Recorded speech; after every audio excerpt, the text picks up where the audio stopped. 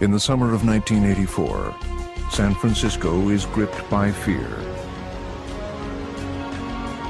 Neighbors, family, and friends are vanishing without a trace. Police are perplexed. The investigation takes a deadly turn when a killing field is uncovered high in the California mountains. As the body count climbs, the evidence points to an elusive killer. To bring this murderer to justice, a small-town prosecutor must take a long, dark journey into the mind of a serial killer.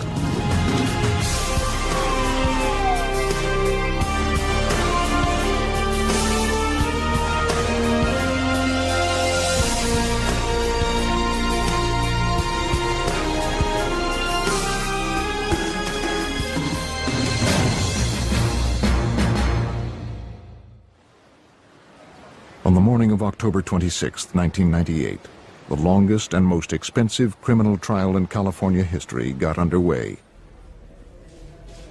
With an investigation spanning 13 years and a case file weighing over 2 tons, the burden of prosecuting one of California's most notorious killers would fall on Peter Smith, the district attorney of Calaveras County. A prosecutor's job is to seek justice. I think many people look at prosecutors and think their job is to convict and put people in jail or prison, and that's part of the job too. But it really is our responsibility to make sure the justice system, particularly the criminal justice system, is carried out fairly to the point where justice is always sought.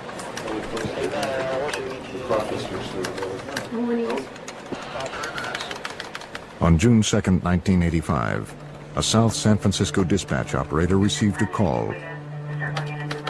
A theft was in progress at South City Lumber. 31 Boy 1, 1087 Robert 1 at South City Lumber, Railroad and Spruce, on a 488 shoplifting. Officer Daniel Wright of the South San Francisco Police Department responded to the call. I had just 1 year on the street at that time, and my thoughts were, officer safety, be careful. Like any call you go to, things could go awry at any time.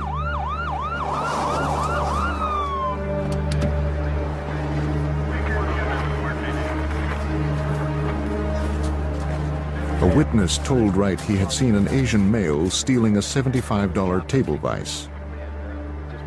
He said the thief, when confronted, tossed the vise into the trunk of a brown Honda and fled on foot. Inside the Honda, Wright spotted a suspicious-looking case. I opened up the case and found a .22 Ruger with a cylinder-shaped object that was probably 6 to 9 inches long.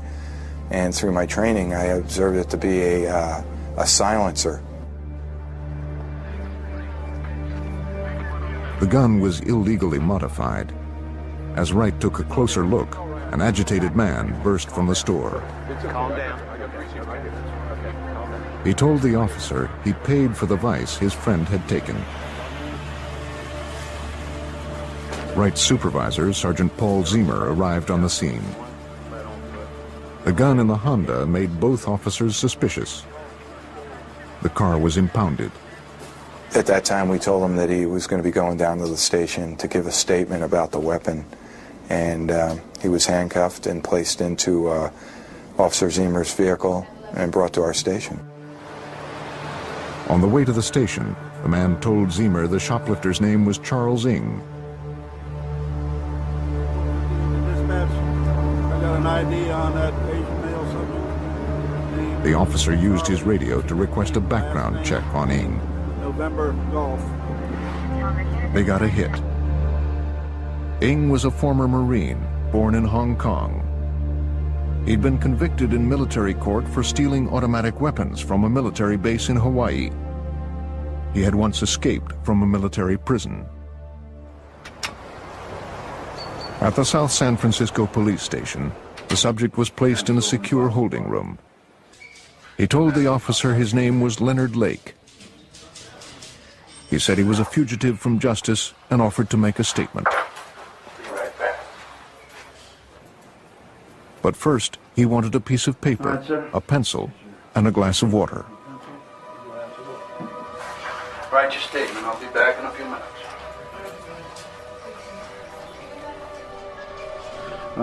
Zemer left the room to summon Gary Hopper, the on-call detective that Sunday. When they returned, Lake was on the floor, convulsing wildly. Detective Hopper called the paramedics. He was flopping around on the floor. It was very violent, like a fish flapping out of water, uncontrollable. But we had no idea what was happening at the time, whether it was like an epileptic seizure or just what was going on. Detective Hopper called the paramedics. Once the paramedics got him to the emergency hospital, we found out a little later that they were finding no activity at all in his brain, that he was apparently brain dead. An autopsy later revealed that Lake had ingested capsules containing cyanide. The doctor told me and the lab technicians told me that it took about 20 to 25 minutes for the gel cap to dissolve before the cyanide actually hit his system. And that would probably coincide fairly well with the amount of time between he was at the lumber yard and brought to the police station. Rather than writing a statement, Lake had written a note to a woman named Lynn. The note read, "Dear Lynn, I love you. I forgive you. Freedom is better than all else. I'm sorry, Mom, Patty, and all. I'm sorry for all the trouble. Love, Leonard." Police were perplexed. Why had the suspect taken his own life? Whatever secrets Leonard Lake held, he took to the grave. The answer might lie with Lake's companion, Charles Ng. Police issued a warrant for Ng's arrest for shoplifting. Then they processed the car Lake had been driving. When they ran the serial number on the Honda's engine block, investigators discovered that the car belonged to Paul Cosner. Cosner, a Bay Area resident, had been missing for 7 months. Hello? Detective Irene Brunn of the San Francisco Police Department investigated Cosner's disappearance. Cosner's sister had reported him missing months earlier. I'll be in a half hour. And she was quite distraught. Her brother had disappeared. He had had a date that evening with his girlfriend for dinner, who also lived in the same apartment building where he lived. He failed to show up for that dinner date, and in speaking to the girlfriend, Paul was going to show a car that he was selling through an advertisement in the paper. Cosner was only one of many strange cases involving missing persons in the Bay Area. Detective Brunn was also investigating the disappearance of an entire family. On July 25, 1984, San Francisco police responded to a frantic call for help. Harvey Dubbs, his wife, and their 16-month-old son Sean hadn't been seen for several days. Police had to climb through a window to gain access to the Dubbs apartment. San Francisco Police Department, anybody on the premises? The Dubbs family had indeed disappeared, and the signs of a struggle were apparent. Days earlier, Harvey Dubbs had placed an ad in the newspaper to rent out his video equipment. That equipment was now missing. Missing person cases usually fit a certain profile. They often involve teenage runaways or people who disappear without telling anyone, only to return a few days later. In the case of the Dubbs, it was clear the family hadn't left voluntarily. Detective Brunn feared they would never return. In the house, there were things that were unusual and out of order. The baby's room was out of order. Deborah's medication was left at home, and it was something she had to take every day. So there were a lot of things that didn't look right. They left their cats locked in the house unattended, and they wouldn't have done that. It is unusual for people like Paul Cosner or the Dubbs family to simply vanish without a trace. Leads, Both cases had gone cold. To be realistic, we get 500 a month. We had one family disappeared July 25th. Now we're up to November 2nd. So because of the caseload, you're not trying to pin cases together. The only similarity was a newspaper ad. Based on the discovery of Paul Cosner's brown Honda, Brunn and her partner reopened his case and searched the vehicle for clues. They found a driver's license belonging to a man named Scott Stapley. They found a stun gun and several unspent bullets on the floor of the car.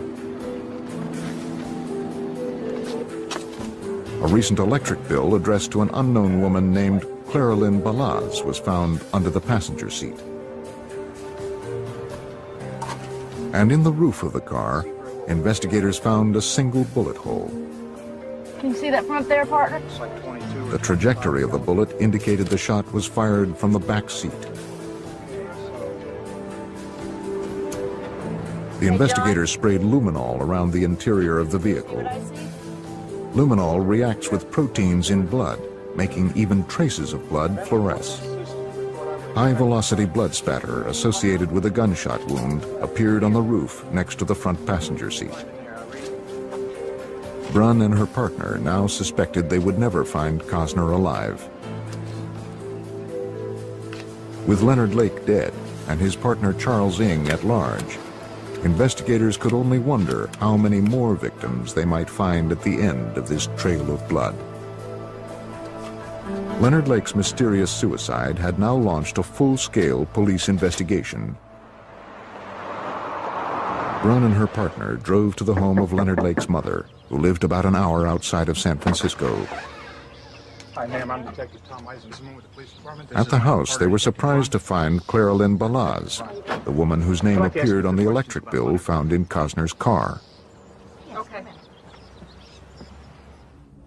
Clara Lynn Balaz was Lake's ex-wife. They had been married for 3 years, but divorced a year earlier. It's been a long drive up. Detectives suspected she might be the woman Lake addressed in his suicide note. They asked Balaz how an electric bill in her name wound up in Paul Cosner's car.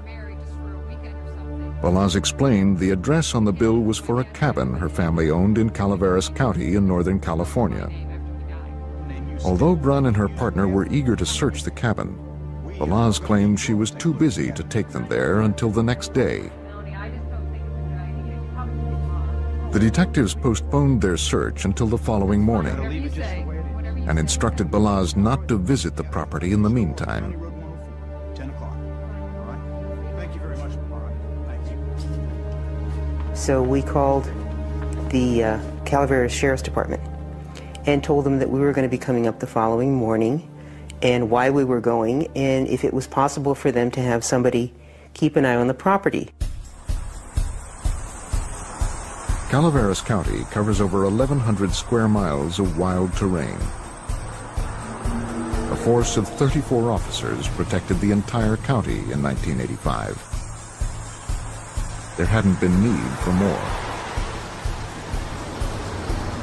The sheriff sent 2 deputies to watch the cabin, which was located outside the town of Wilseyville. A metal gate prevented them from driving onto the property. Because of their manpower shortage, they couldn't have somebody sit there for the next 24 hours, but they would make passing calls, which was reasonable. The following morning, Brunn and her partner arranged to meet Clara Lynn Balaz outside the Wilseyville post office.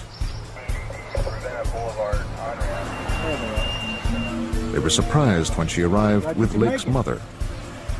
And at that point, Clara Lynn admitted that they had driven up the night before. And the pretext was that Leonard was very untidy and they wanted to tidy up the cabin. Concerned that Balaz and Lake's mother might have compromised evidence at the cabin, Brunn, her partner, and the Calaveras County sheriffs followed them to the property. The detectives asked Balaz about a cinder block bunker near the cabin. She said she didn't have the key and would not give them permission to search it. Lacking sufficient probable cause for a warrant, the detectives would have to limit their search to the cabin alone. But at this point, we were still more interested in getting into the house, so we didn't want to antagonize her, because this was a consent search. Other than that, we would have had to stop and go get a search warrant at that point.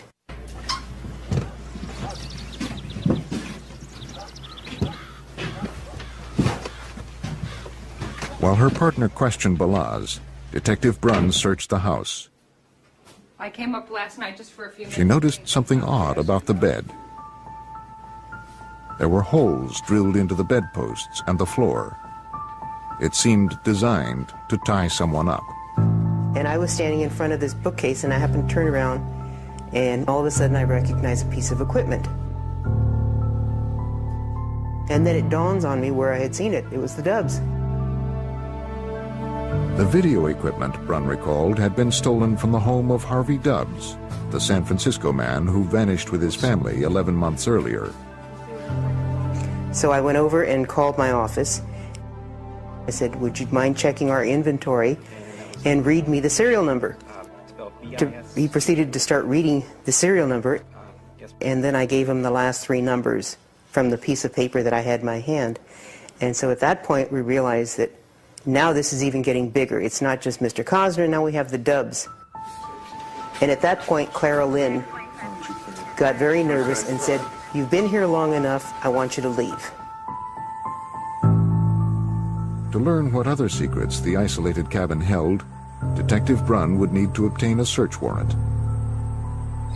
The investigators left the property, but this time they made certain the cabin would be secure until they returned.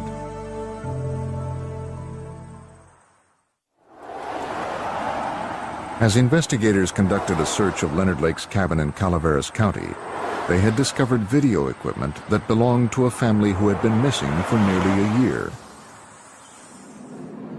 This gave them sufficient probable cause to petition the judge for a warrant. Ron McFall led the investigation for the Calaveras County Sheriff's Office. We did get one that day, and later that afternoon we went back to the residence to conduct a search of the residence and the property and what looked like a tool shed at first. The tool shed was a cinder block structure that bordered the driveway. Clara Lynn Balaz referred to it as a fallout shelter. Got it. Good, good. Leonard Lake had been a survivalist, and this was his fortress against nuclear holocaust.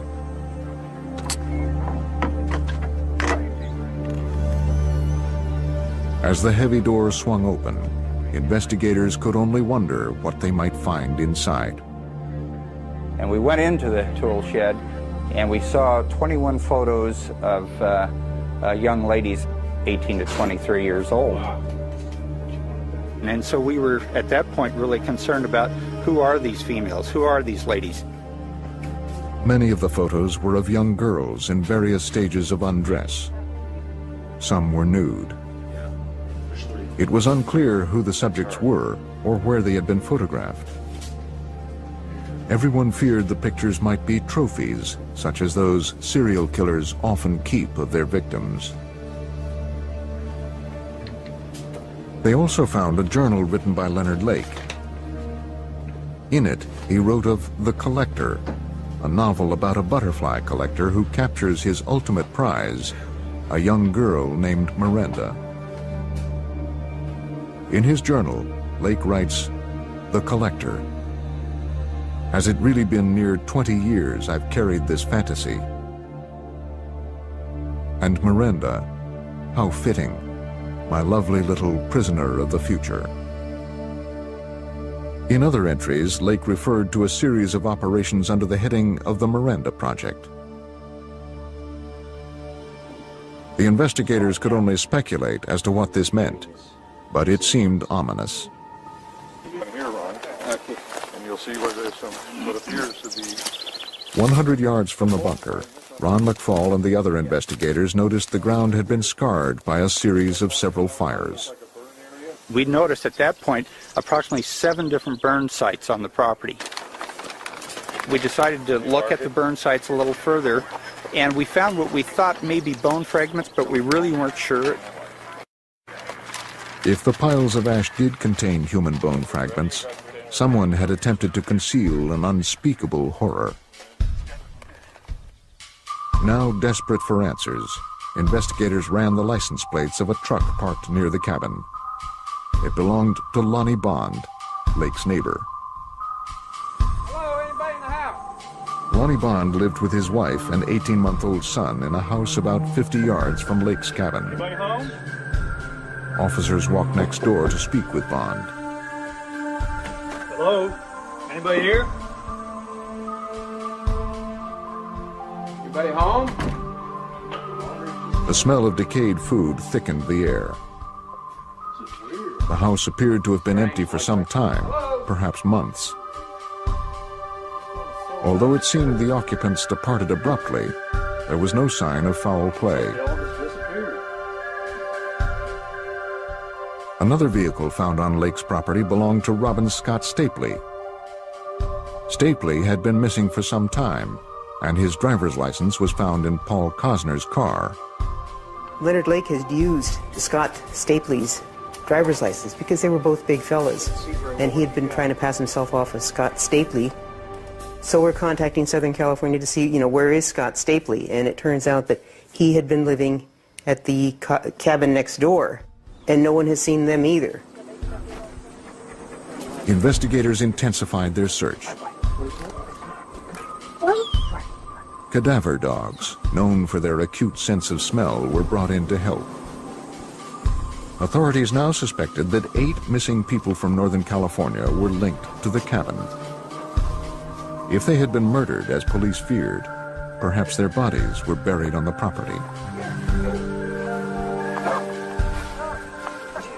Hey, Rick, come here. One of the dogs recovered a piece of bone. The deputies working the scene knew immediately that this was not an animal bone.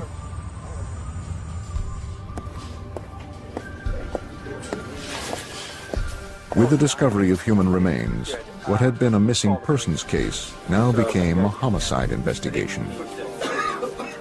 Investigators declared Leonard Lake's property a crime scene and assembled a task force to process the cabin and surrounding property. We're going to just brief you a little bit about what's happening. Due to the expanding scope of the case, the Calaveras County Sheriff's Office called in additional help. The location that we're talking about. Specialists from the San Francisco Police Department and the California Department of Justice arrived to help with the investigation. Again.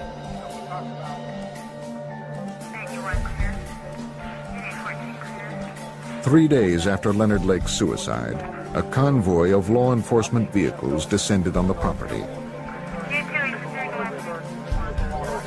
Now that this was a murder investigation, police knew that all material recovered from the site could become vital to the eventual prosecution of the case. Each section of the property was assigned to a specific team. The teams began a thorough search of the 2 acres surrounding the cabin. In a clearing about 100 yards from the cabin, officers found a trench with loose dirt. They found the trench had been filled with personal belongings and debris. Hey, Officer Ballard, I got something. Sergeant Larry Copeland, an investigator for the Calaveras County Sheriff's Office, joined in the search for clues. Every button, zipper, jewelry even, everything that was taken out of there was turned over to the evidence officer, who took each one and individually photographed each and every piece of it. And we're talking hundreds. Everything excavated from the property was potential evidence. All of the items were collected and sent to the Calaveras County Sheriff's Office. They were meticulously cataloged. Investigators hoped that somewhere in this vast collection of evidence, they would find the clue that would untangle the mysteries hidden on Lake's property. If we felt there was any chance of it being used or something that either ourselves or the defense could use, we took it and booked it. Investigators sorted through the survival gear and supplies Lake had stockpiled in his so-called fallout shelter. Lieutenant Ron McFall remembers that during this phase of the search, they made a surprising discovery. There was a secret door inside the bunker. It was a false door. You really couldn't tell just by looking at it, but there was shelving units, and after you wiggled the shelves, you saw that the door actually popped open. Beyond the shelves was a double door leading to a hidden room.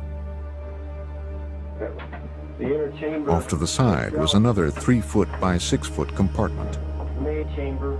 The cramped space contained a homemade wood cot, a crude shelf holding some toiletries, and a roll of toilet paper. A small hole had been cut into the wall near the ceiling, possibly for ventilation. A typed list of rules was affixed to one wall. They included, "I must always be ready to service my master and must never speak unless spoken to. I must always be obedient and never look my master in the eye." From outside, investigators could see into the small room through a two-way mirror. They also noticed that the hinges of the door had been damaged. Top and at the bottom. You'll further notice the hinges are bent from obviously pressure from inside the door pushing out, trying to get the door open, both the top and bottom. Remembering Lake's journal, investigators feared that Lake had acted upon his fantasy of kidnapping and holding captive a human slave. Forensic specialists dusted for fingerprints and latent evidence. They hoped that if Lake had indeed kept a prisoner here, he or she had left behind some clue of their presence. They found nothing.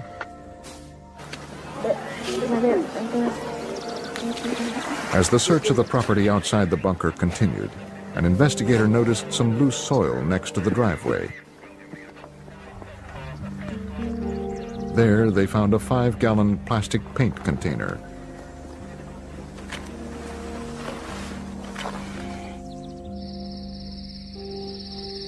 As darkness fell, the task force suspended its search. Inside the cabin, the investigators viewed one of the videotapes they had found buried in the plastic container. They could hardly believe what they were seeing. This case was becoming more frightening with each piece of evidence they uncovered. But nothing could prepare them for what lay ahead. After 2 days of searching Leonard Lake's cabin, investigators feared more than 8 people had been killed and possibly buried on the property. On the second night, the task force moved inside the cabin to view the videotape found buried in a plastic container. The tape depicted 2 women suffering extreme verbal and psychological abuse at the hands of Leonard Lake and his accomplice, who demanded sexual submission under the threat of violence.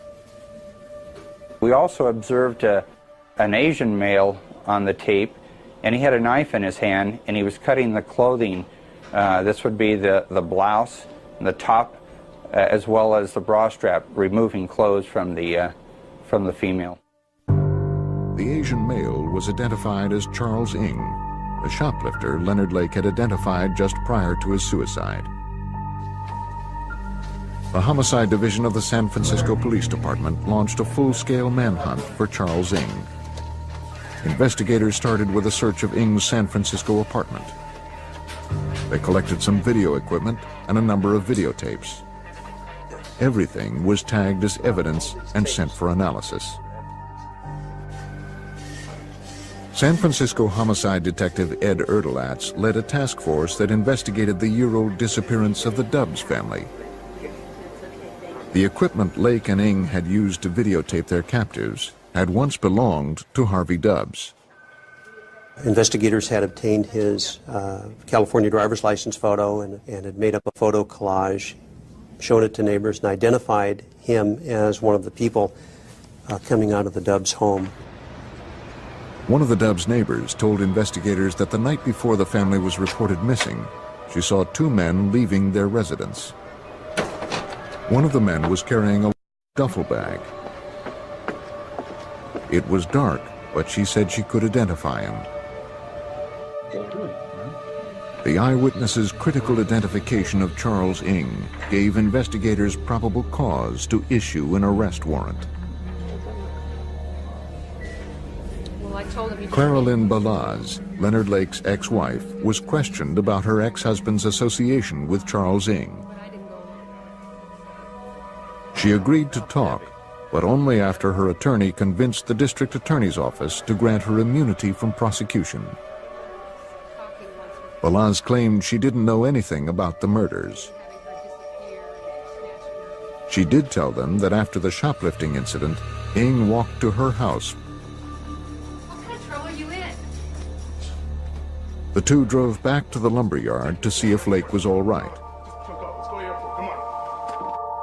Well, When they saw him talking to the police, they returned to her house.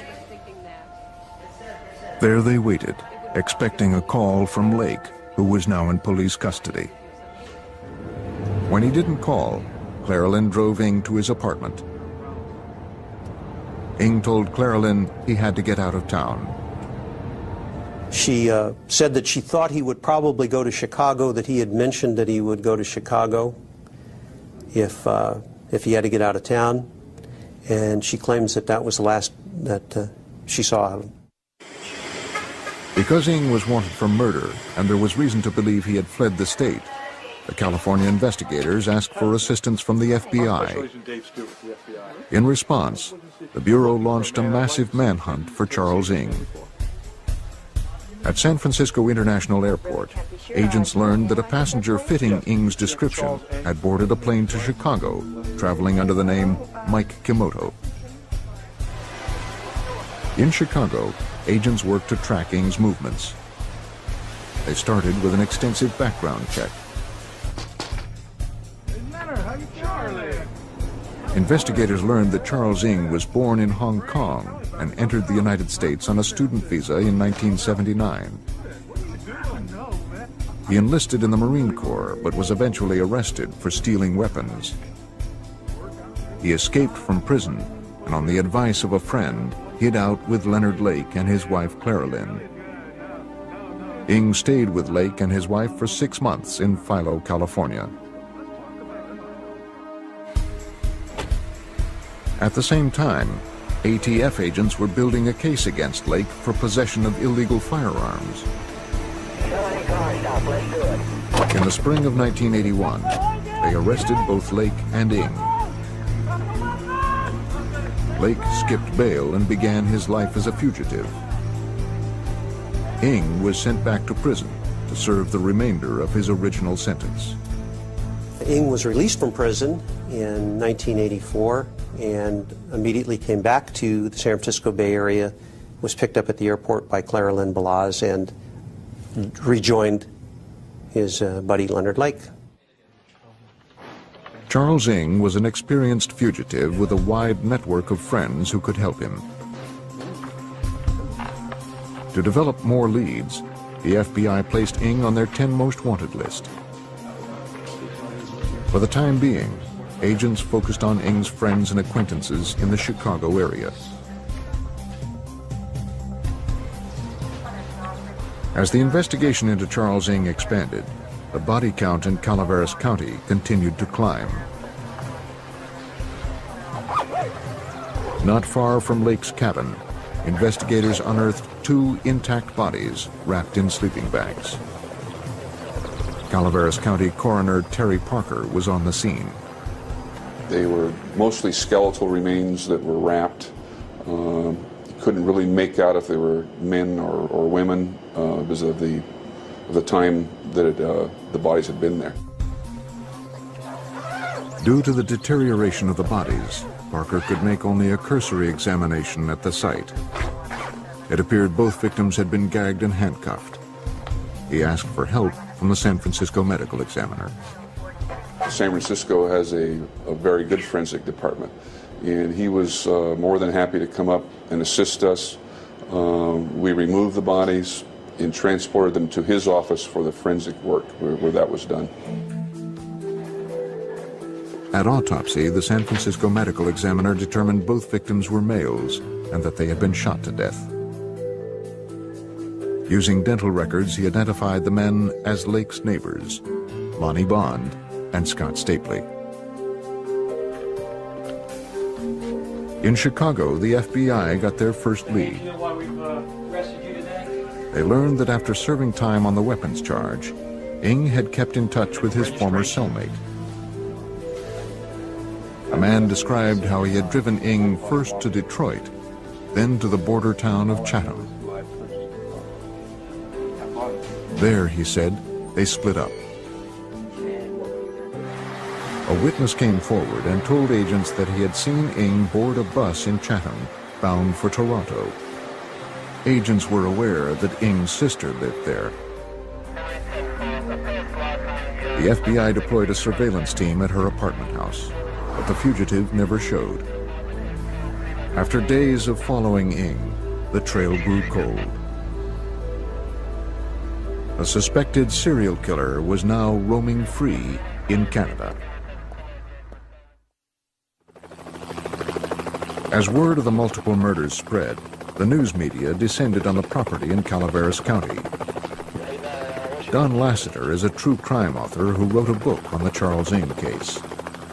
And of course, the media, when they first heard of this, rushed to the site, and daily the media coverage grew, and it got coverage all over California, and soon all over the United States, and certainly even in Canada. All right. Okay, Ron. The investigators agreed to let the media on the property.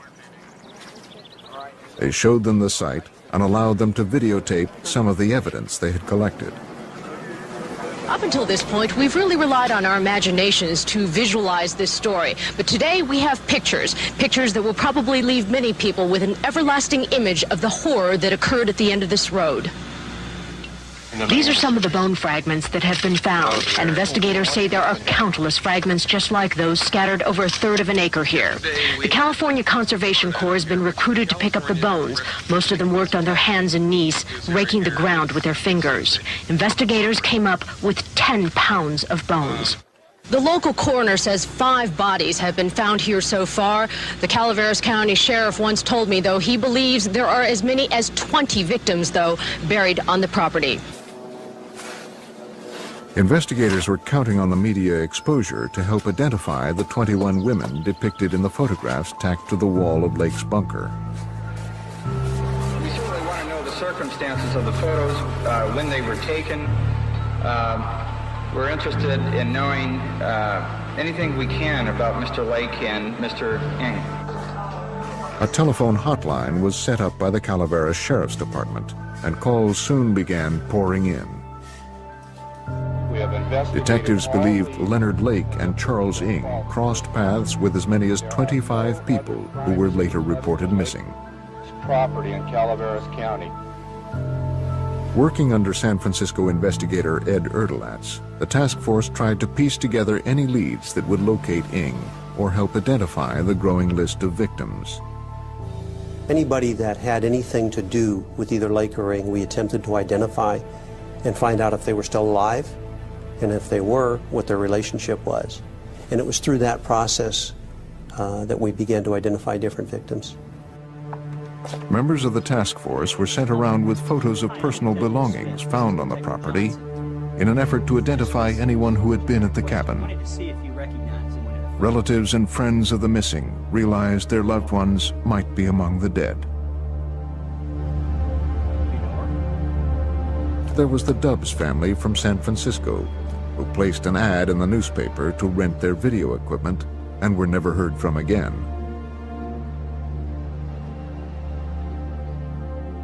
Randy Jacobson, a friend of Leonard Lake's, was found buried near a chicken coop behind the cabin. Jeff Gerald, who worked with Ng at a San Francisco moving company, disappeared along with his friend Clifford Paranto, who worked at the same company. Ng's longtime friend Mike Carroll and his girlfriend Kathleen Allen had disappeared. Lake's neighbors were also missing. Lonnie Bond, Brenda Connor, and their 16-month-old child, Lonnie Jr. Their friend, Robin Scott Stapley, had vanished with them. And finally, Paul Cosner, whose car had originally led investigators on this trail of kidnapping and murder. The task force received one bit of good news. Hey, listen up, fellas. We finally caught a break on this one. We were able to ID all these women, and they're all still alive. Finding the girls alive was a relief, but Lake's property still held many mysteries. Agents feared they would never know the complete story of the Calaveras County murders unless they found Charles Ng. After weeks of searching, they still had not located the fugitive.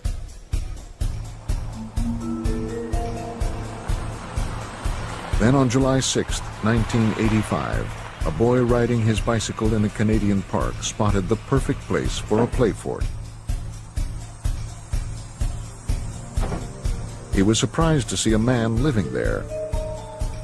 He went to the police and told them he had found a campsite and had seen a man who looked like Charles Ng. The boy recognized him from wanted posters.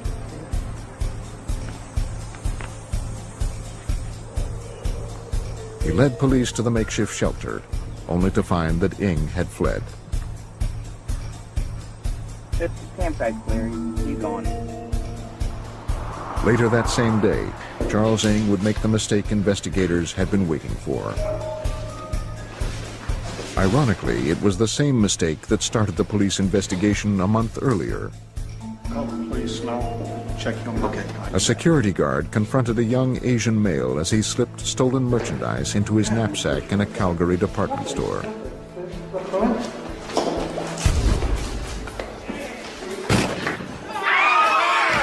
As the security guard struggled with the gunman, he was shot in the hand. Still, he managed to wrestle the weapon from the shooter and hold him until police arrived. Charles Ng was captured and booked on charges of attempted murder, robbery, and possession of a firearm. This is Channel 10, Eyewitness News, Night Watch. Good evening, Popping Night Watch. Charles Ng is in a Canadian jail tonight, and the worldwide manhunt is ended for the prime suspect in more than a News of dozen Ng's strikes. arrest in Canada reached the sheriff's office in Calaveras County. Ng was captured by security guards in a Calgary department store, but not before he engaged them in a brief gun battle and wounded one of the guards. Ng was quickly subdued by store patrons and was taken into police custody. San Francisco Police Inspector Ed Erdelatz was eager to question the suspect. He flew to Calgary, where Ng was being held in a maximum security prison. And we spent quite a few hours with Charles in the detention center in Calgary. And although he did talk with us, most of his responses were 1- and 2-word answers, very little dialogue, and primarily denial. We could have gone into a lot of things had he been willing to talk to us about those things, but that didn't occur. The murders, Ng claimed, were all the work of Leonard Lake. When pressed, Ng did admit to Erdelatz that he had helped Lake dispose of the bodies of Lonnie Bond and Scott Stapley the day after they were murdered. In Calaveras County, the district attorney's office indicted Ng on 12 counts of first-degree murder, making it possible for the prosecution to seek the death penalty. But Ng's flight to Canada had created a significant obstacle. District Attorney Pete Smith explains. There was an extradition treaty between the United States and Canada at the time, and in that extradition treaty there was a condition that nobody would be extradited from Canada back to the United States who faced the death penalty. There were some exceptions to the treaty, however. Do you think we can work around that? If the district attorney's office could prove to a Canadian court that Ng was guilty of multiple murders, Canada would be required to hand over the suspected killer. Before the extradition hearing could begin, Ng would have to stand trial in Canada on shoplifting and assault charges. In order to delay his extradition, Ng waived his right to a jury trial and asked for a speedier bench trial. He received a 4.5-year sentence. Until he completed that sentence, the Calaveras County District Attorney could not initiate the complicated extradition process. Even if they could prove their case, they would have to wait over 4 years before they could begin. While the Calaveras County District Attorney's Office built their case against Charles Ng, the search for evidence continued at Leonard Lake's cabin. By this time, 5 bodies had been found and identified. Hundreds of personal effects had been recovered. More than 40 pounds of unidentifiable human remains had been unearthed. Investigators believed that as many as 25 missing persons had been linked to the cabin. As the evidence against Ng continued to grow, he used his time in a Canadian prison to try to fend off any attempts at extradition. He knew if he was successfully extradited back to the United States, he would have to face a murder trial and the possibility of the death penalty. He began to educate himself on the American legal system. For a boy with limited education raised in Hong Kong, he was remarkably adept at knowing the legal system here and how to deal with it.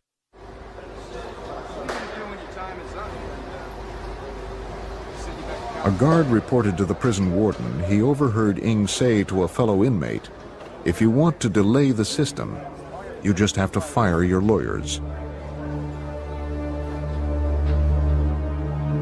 On October 17, 1988, the extradition hearings finally began. Ng lost the case and appealed all the way to the Canadian Supreme Court. His appeal was denied.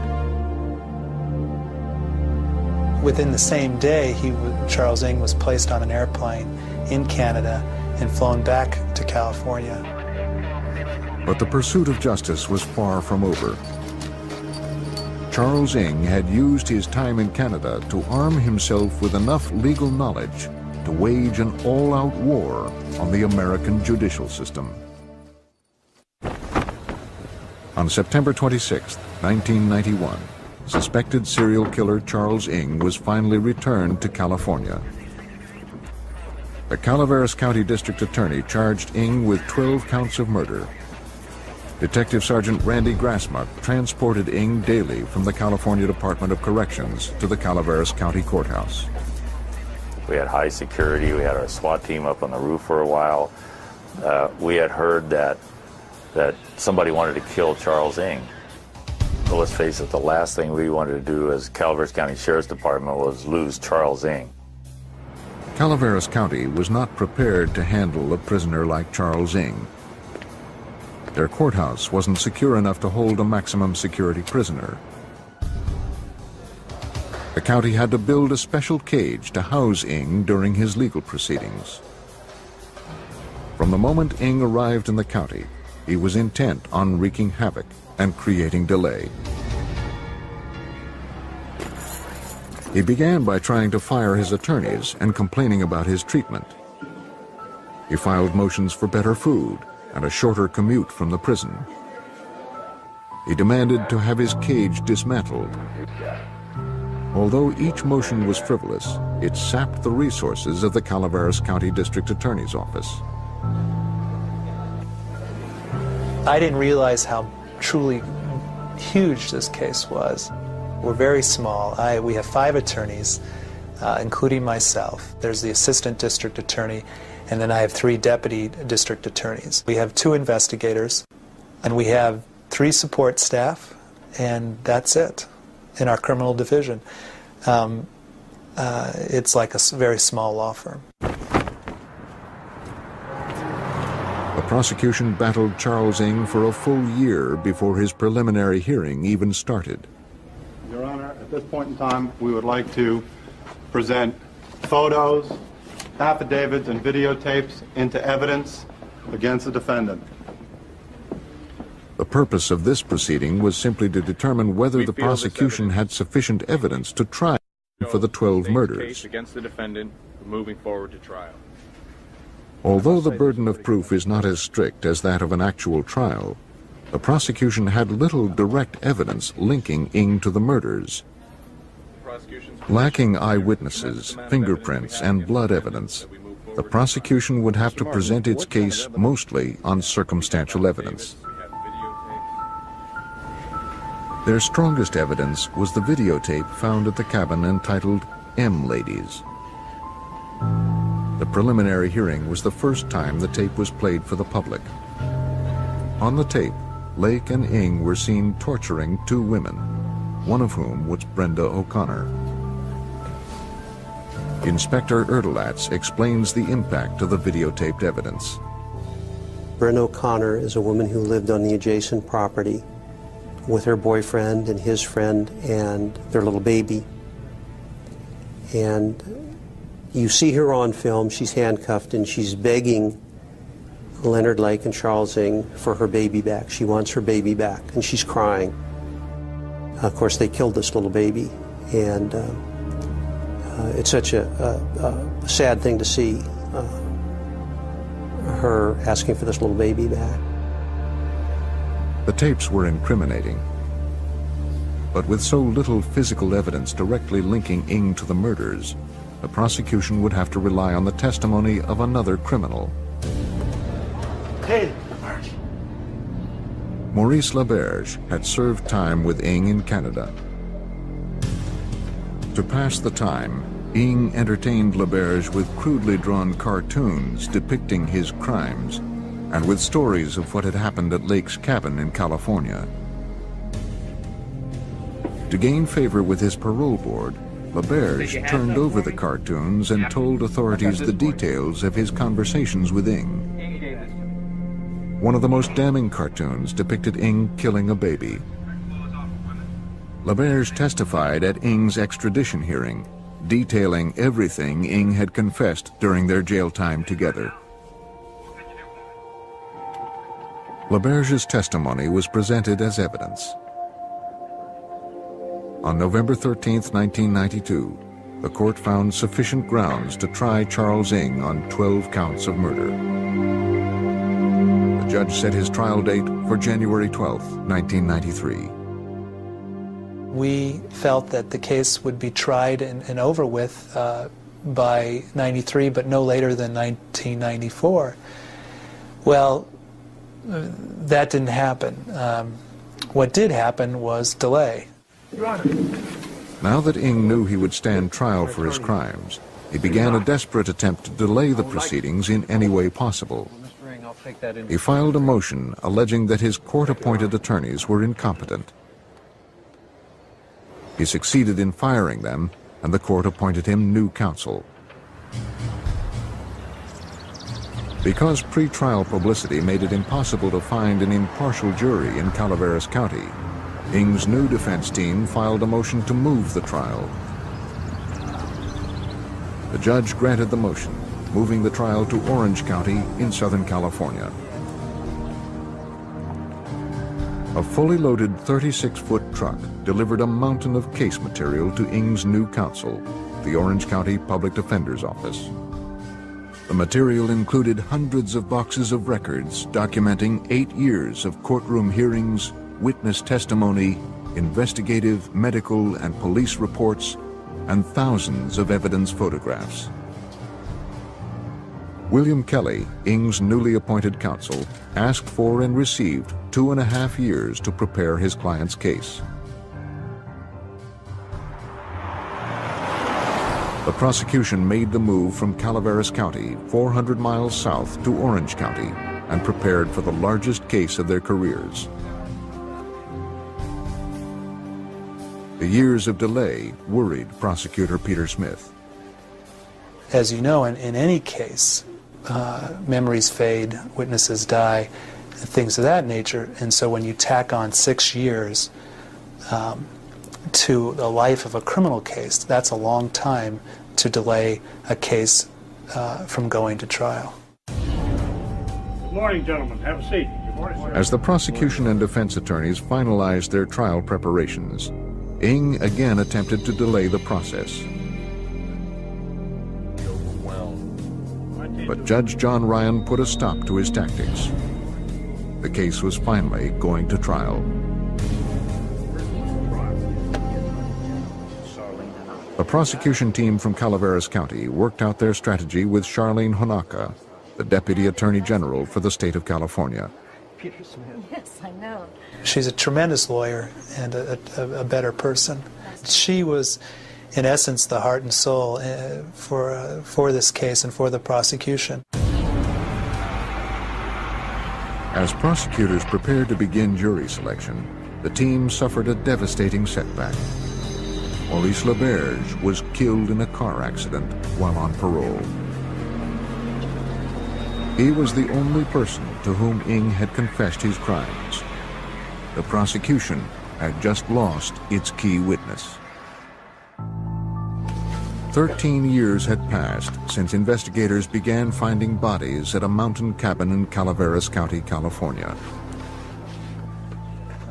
Although they eventually linked 25 missing people to Lake's property, they only had enough evidence to charge Charles Ng with 12 counts of murder. Ng had managed to delay his trial for more than a decade, but could delay no longer. The murder trial of Charles Ng was finally about to begin. The accused serial killer's fate would now rest with a jury of his peers. Peter Smith's job was to select that jury. Because the case was going to take so long, we had to time qualify jurors. We had to bring in over 2,000 people from Orange County to ask them basically, can you commit to the time it'll take to try this case? While counsel was in the midst of qualifying the jurors, Ng grew agitated. Please restrain yourself. Shouting obscenities, he tried to halt the proceedings, telling the judge that he did not want a trial.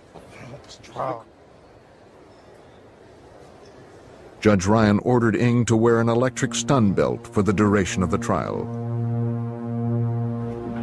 The bailiff could trigger the device by remote control if he became violent again. Attorneys from the prosecution and the defense took a month to choose a jury of 8 women and 4 men, along with 6 alternates. To protect their identities, each member of the jury was assigned a number. On Monday, October 26, 1998, the trial began with opening statements.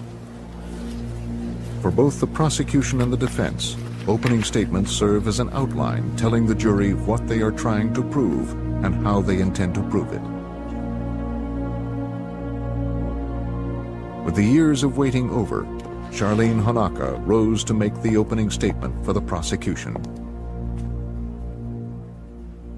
What the evidence in this case is going to show is that this defendant, with Leonard Lake, planned and committed the 12 charged murders in this case. This is a chart which lists the 12 counts. The evidence will show that between a time frame from July 1984 until 1985, these 12 victims disappeared from the face of the earth. And this trial will tell you the story of what happened to them. Honaka described the property in Calaveras County as a killing field and a mass graveyard. Direct evidence connecting this defendant. She then told the jury about the M Ladies tape found buried near the cabin and how they depicted a partially nude Ng demanding massages from Kathleen Allen and cutting the clothes off of Brenda O'Connor.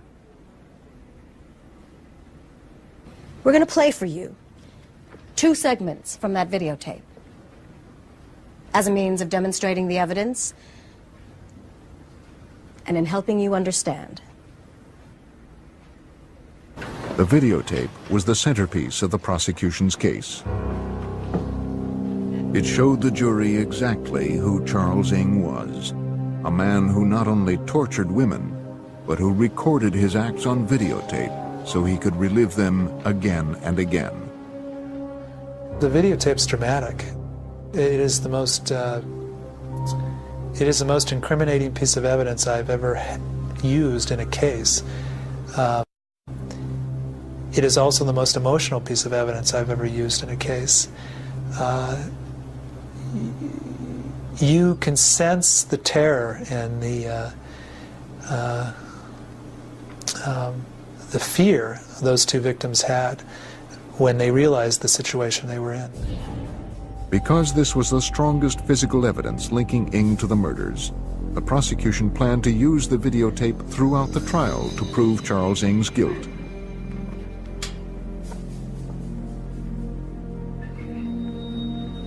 William Kelly, Ng's court-appointed attorney, scarcely mentioned the defendant in much of his opening statement. His strategy was to shift the focus of the accusations from his client, Charles Ng, to the late Leonard Lake. The defense in this case is really simple. That is, Leonard Lake had a motive for murder. Leonard Lake also had a plan for murder. Kelly asserted that Lake's plan for murder was outlined in his diary under the heading The Miranda Project. He then read the jury excerpts from Leonard Lake's journal. Kelly suggested that Lake's conspirator was not Ng, but Claralyn Balaz, Lake's ex-wife.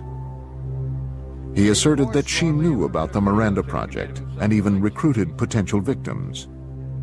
Nobody's going to walk in here, sit down in that jury box, point a finger at Charles Ng, and say, I saw Charlie Ng murder somebody. It's not going to happen. With very little physical evidence placing Ng at the murders, Kelly intended to discredit the prosecution's circumstantial case and prove it was Leonard Lake, not Charles Ng, who murdered the 12 victims. He asserted that Ng killed no one. The prosecution called Sergeant Larry Copeland of the Calaveras County Sheriff's Department to the stand.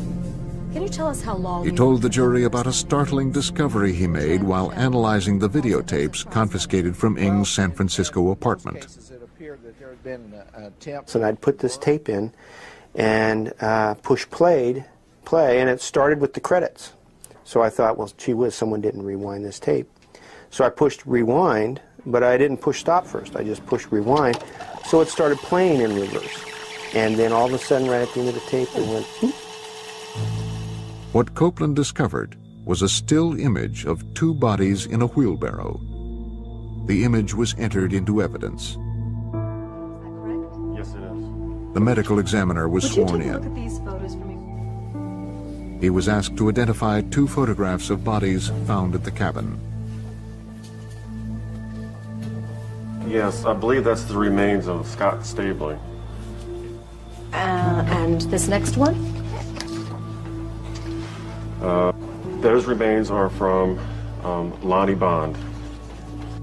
He went on to I'd like to explain the way in which Lonnie Bond and Scott Stapley were bound, gagged, and wrapped in sleeping bags.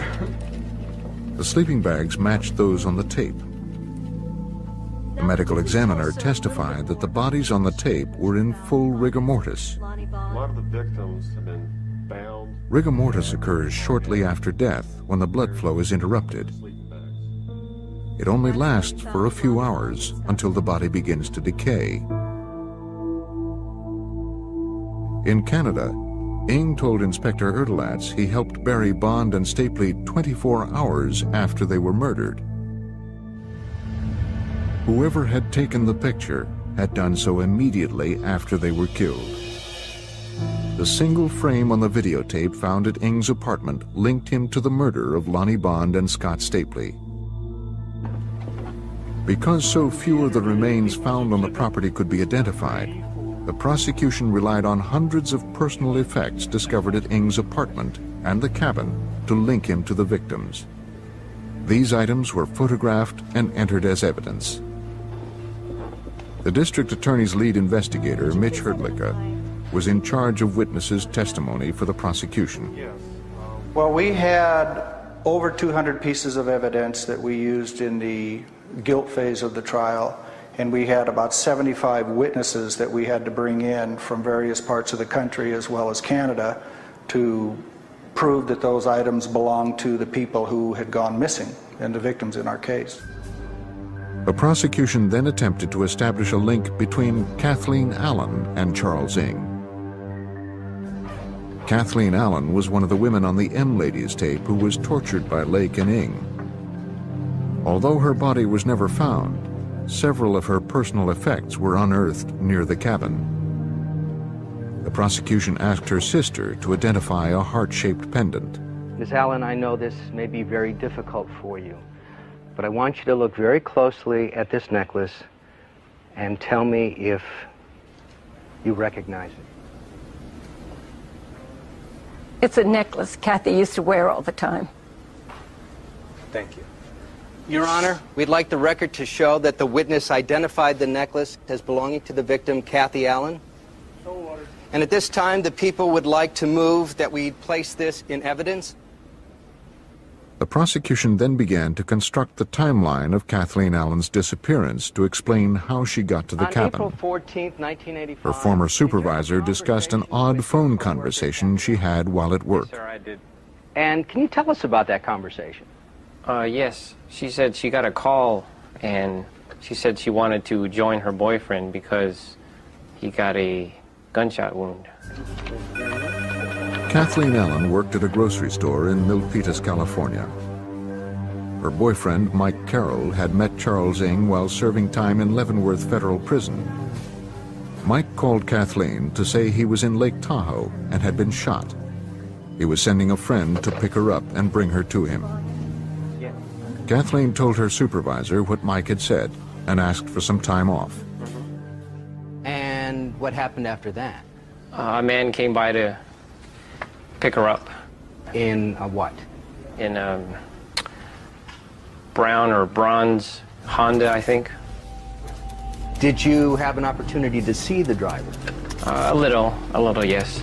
Can you tell us what he looked like? He was in his 40s, bald, dark hair, and he had a beard. That's all I remember. The prosecution then showed the jury Kathleen Allen's videotaped ordeal. John Crawford investigated her disappearance. The videotape picks up from there and shows that Kathy is brought into the residence, into the living room of the residence in Wilseyville. She is handcuffed and she is seated in a chair. Kathy was told, if you don't agree with us right now, we're going to take you into the bedroom, tie you to the bed, rape you, take you outside, and put a bullet in your head, and bury you in the same place we buried Mike, who was her boyfriend, Mike Carroll. Did you ever hear from her again? Kathleen was never seen or heard from again. Her manager later received a typewritten letter saying she had gotten a job in Lake Tahoe and didn't intend to return. The letter was dated May 6th, 3 weeks after she left the grocery store.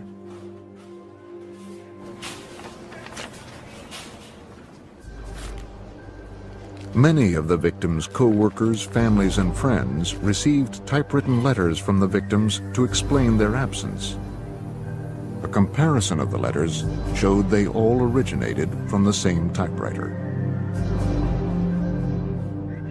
An Olympia typewriter found in the cabin was analyzed by forensic document examiners. They concluded that it was the one on which the letters were written.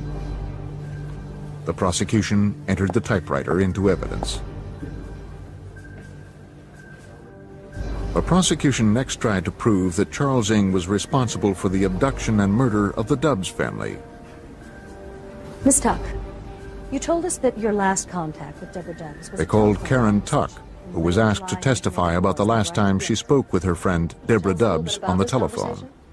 Well, Deb was expecting someone to come over to talk to Harvey or see his video equipment.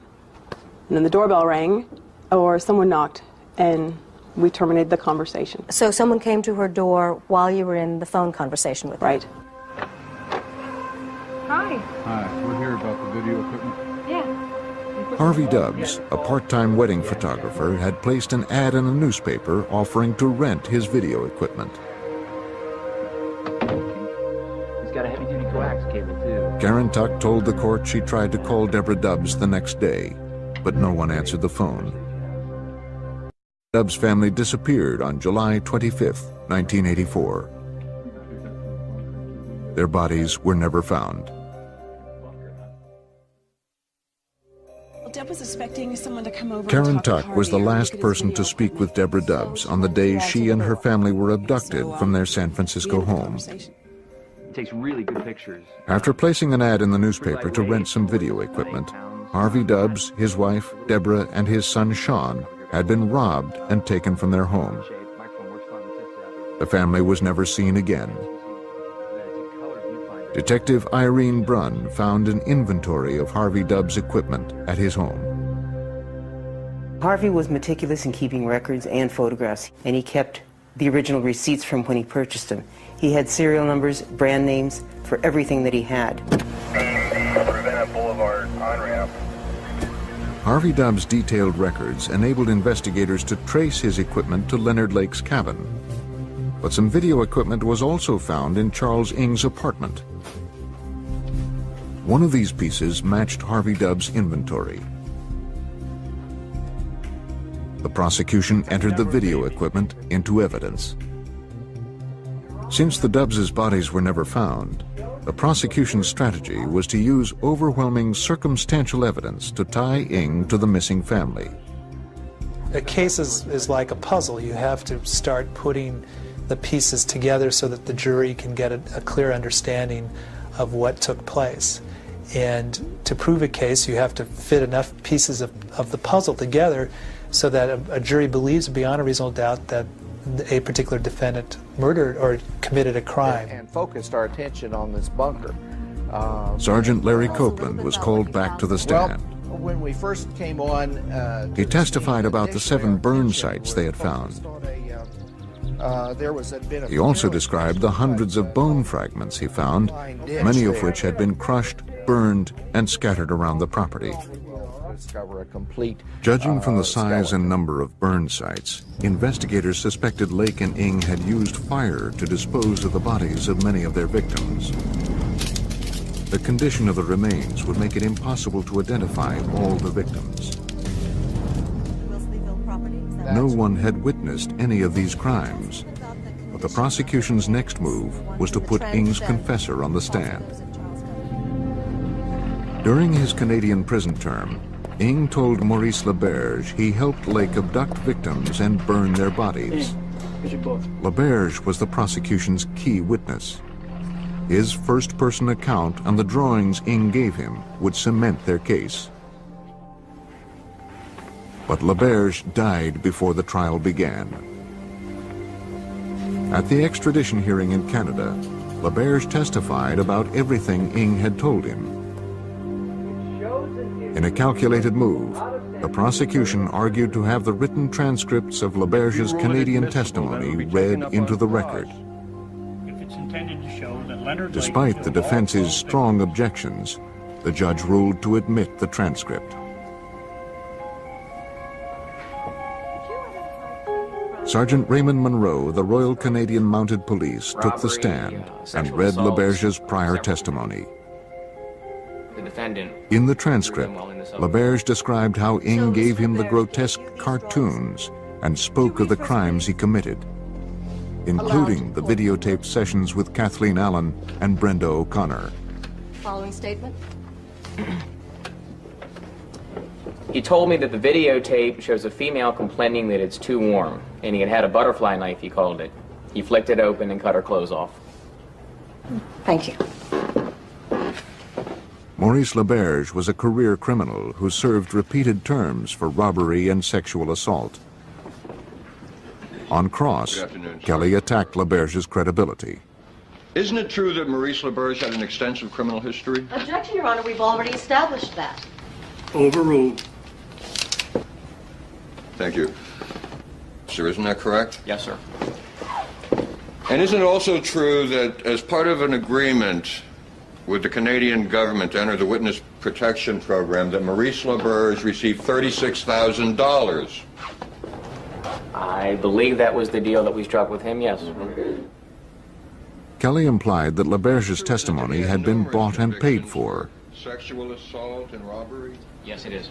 And do you recall offhand what, if any, contents were retrieved from the automobile at the site of the accident? There was $20,000 in cash found in the vehicle. $20,000 in cash? Kelly's cross-examination had been successful in insinuating that LaBerge would say anything for money. You're a career police officer. Although the prosecution's key witness had taken the stand by proxy, they now feared the defense attack had destroyed his credibility. Isn't it true? Sergeant Monroe was one of the prosecution's last witnesses. Had numerous convictions. After presenting their case for 12 days, the prosecution rested.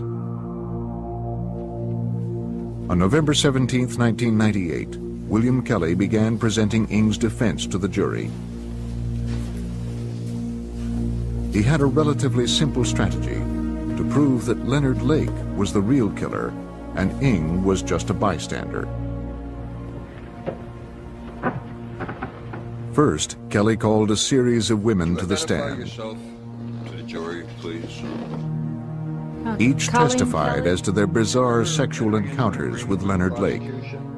The women spoke of his interest in bondage and taking lurid photographs. One woman had a year-long relationship with Lake and posed for dozens of photos. She explained she left him because of his frightening fantasies involving sex and death. So that would have been 15 years ago? Another woman testified that Lake had threatened to rape her and that he believed in human sacrifice. He had come over with some people that they knew. The testimony painted Lake as the monster and established that none of the witnesses had even met Charles Ng. Thank you. Another witness testified that he had seen Lake verbally abuse Ng, working as a sort of his assistant or helper. helping the defense establish that Ng was subservient to Lake. By calling witnesses who had often seen Balaz with Lake at the cabin, the defense attempted to show that Balaz herself was an accomplice to Lake. Kelly also used this testimony to demonstrate that Ng spent little time at Leonard Lake's cabin. The defense's strongest proof that Lake planned to kidnap, torture, and murder his victims was his journal. It was here that Lake outlined the so-called Miranda Project. While the jury was out, Kelly moved to enter an edited version of the journal into evidence. Because the edited version eliminated references to Charles Ng, the judge resisted. I believe the court should eliminate misleading evidence. And this edited diary could do just that, if it is intended to show that Leonard Lake killed all 12 victims without the help of Charles Ng. I believe the diary needs to be excluded. Most of it is just pure junk. But the diary shows that Lake was thinking of the fantasy for 20 years. The jury knows what Lake planned. This edited diary is inadmissible. Kelly's attempt to put Leonard Lake on trial appeared blocked. But he countered the prosecution's strategy with his next witness. In his opening statement, Kelly asserted Claralyn Balaz knew of the Miranda Project and helped Lake recruit women to photograph. Kelly believed she played a far more active role than she admitted and asserted it was Balaz, not Ng, who was Lake's accomplice. The prosecution had not called her as a witness, so as Balaz took the stand, everyone in the courtroom, including the prosecution, wondered what she would say. Then Kelly read the immunity agreement. I'll read it to the jury. This is an immunity agreement between the state of California and Claralyn Balaz. The state of California promises witness transactional immunity for all crimes, including but not limited to murder, conspiracy to commit murder, aiding and abetting murder, theft, and received stolen property related to the victims. No questions. In a stunning move, Kelly chose not to question Balazs. He hated the appearance she had something to hide. And since she had not spoken on the stand, the prosecution could not cross-examine her. Balazs made her immunity deal with the prosecution, but in the end, she provided them with little information and became a witness for the defense. Kelly then called another witness who could not be cross-examined. He played a tape made by Leonard Lake describing his rationale for the Miranda Project. What I want is an off-the-shelf sex partner. I want to be able to use a woman whenever and however I want. And when I'm tired or satiated or bored or not interested, I simply want to put her away. With a final glimpse into the mind of Leonard Lake, the defense rested its case. Peter Smith made the final closing argument for the prosecution. He reminded the jury of the evidence they had seen and asked them to return a guilty verdict. Then the trial took its most surprising turn. After hearing the prosecution sum up their case against him, Ng filed a handwritten motion demanding he be allowed to testify on his own behalf. Fire you. And you. When Kelly tried to convince his client otherwise, Ng threatened to fire him. Against the advice of his attorneys, Charles Ng would be taking the witness stand. Observers in the Charles Ng trial were stunned when they entered the courtroom on January 27, 1999. The accused serial killer himself was now on the witness stand. Ng was charged with killing 12 people, and after 3 months of listening to his case, he demanded to testify on his own behalf. Assuming the prosecution would use LaBerge's testimony to corner Ng, Deputy Public Defender Clapp decided to take the offensive and prove that LaBerge had lied. Did you tell him that, with regard to Brenda O'Connor, Kathy Allen, that you shot them in the head while they were handcuffed and blindfolded? No. Ng testified that he had helped to imprison Brenda O'Connor and Kathleen Allen, but had not intended to hurt or kill them. Did you tell Maurice LaBerge that you put their bodies on a pile of wood and ignited it with gasoline? No. Did you agree to kill, intend to kill, or kill any of the victims in the 12 murder charges? No. Ng's denials continued for hours as Clapp went over every statement Ng allegedly made to his jailmate. Then Clapp moved to have Ng explain away the prosecution's other key evidence, the M Ladies tape. On the tape, Brenda O'Connor begged Ng not to take her baby away, to which he replied, "It is better than the baby is dead." Why did you say that? I don't know why I said that. It was just in the heat of the moment.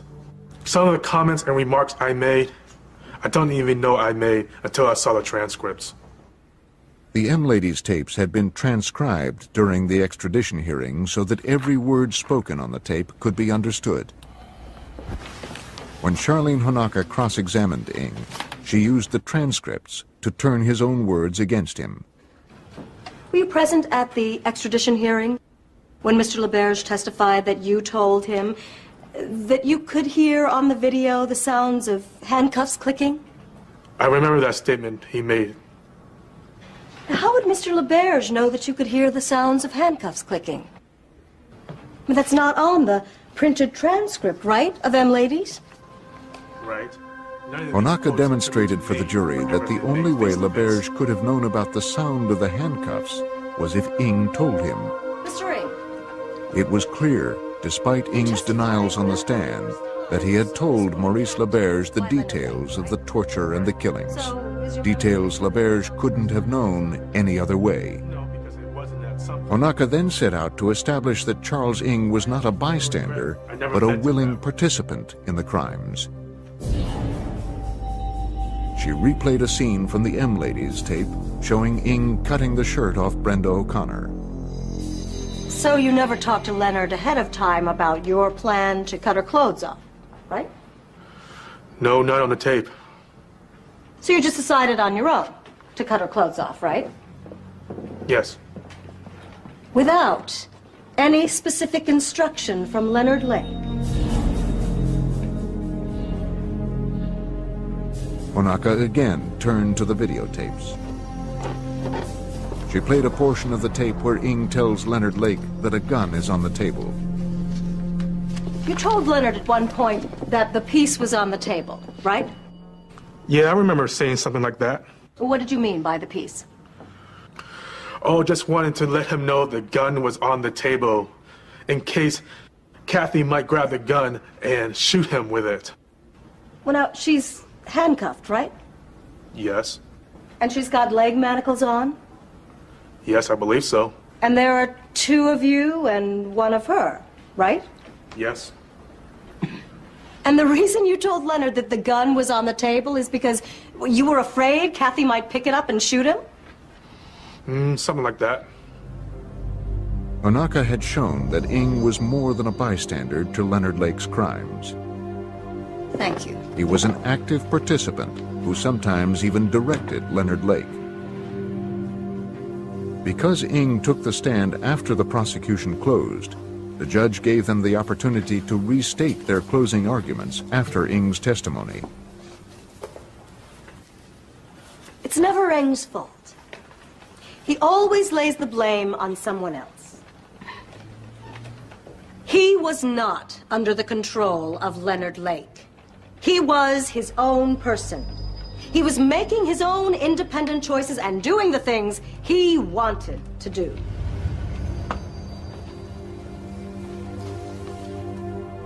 William Kelly then gave the closing arguments for the defense. He asserted the prosecution had simply failed to prove their case and attacked their most important piece of evidence, the M-Ladies tape. No matter how many different ways they show it to you and excerpts from it, there's one thing you never see. Anybody being murdered. And you don't see Charles Ng involved in anybody's murder. No matter how many times you see him cut the clothes off Brenda O'Connor, and as offensive as that is, and I grant you it's offensive, but it ain't murder. It just isn't. Charles Ng had been charged with the murders of 7 men, 3 women, and 2 babies. His fate was now in the hands of the jury. Anybody who prosecutes cases or tries cases knows there's never a sure thing with a jury. And that's the difficult aspect of being a prosecutor. You have to convince 12 people beyond a reasonable doubt. And all 12 have to agree. It has to be unanimous. The jury deliberated for a week, then 2 weeks. The media coverage intensified as the deliberations stretched into their 3rd week. The prosecutors became increasingly concerned that the jury was having difficulty making a decision. This was not a good sign for the prosecution, who knew their case was mostly circumstantial. Cases or tries cases knows there's never a sure thing with a jury. And that's the difficult aspect of being a prosecutor. You have to convince 12 people beyond a reasonable doubt. And all 12 have to agree. It has to be unanimous. The jury deliberated for a week, then 2 weeks. The media coverage intensified as the deliberations stretched into their 3rd week. The prosecutors became increasingly concerned that the jury was having difficulty making a decision. This was not a good sign for the prosecution, who knew their case was mostly circumstantial.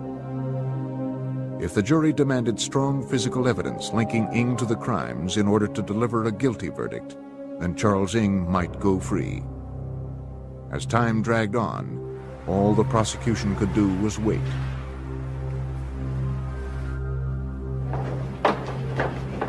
On February 24, 1999, after 3 weeks of waiting, the jury informed the judge they had reached a decision.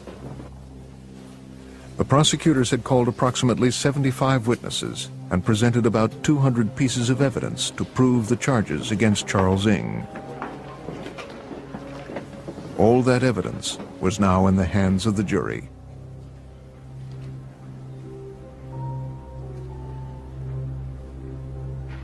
Has the jury reached its verdict? We are deadlocked. We are deadlocked on one count. Would the defendant rise and face the jury, please? Read your verdict. We, the jury, in the above entitled case, find the defendant, Charles Ng, guilty of the murder of Sean Dobbs as charged in count 1. The jury found Charles Ng guilty of 11 counts of first-degree murder. They could not come to a conclusion on the death of Paul Cosner. They did not feel they had enough evidence to convict. Charles Ng was sentenced to death. For the prosecution, the long ordeal was finally over. And I was just happy for the people of Calaveras County that finally Mr. Ng was found guilty of these murders after so many years. I'm proud of the fact that I was the district attorney at the time and prosecuted Charles Ng, and I was in essence the last person standing from Calaveras County after all of these years. With a final cost of over $20 million, the longest and most expensive criminal case in California history came to a close. For 13 years, the prosecution never wavered in their pursuit of justice. Charles Ng now sits on California's death row.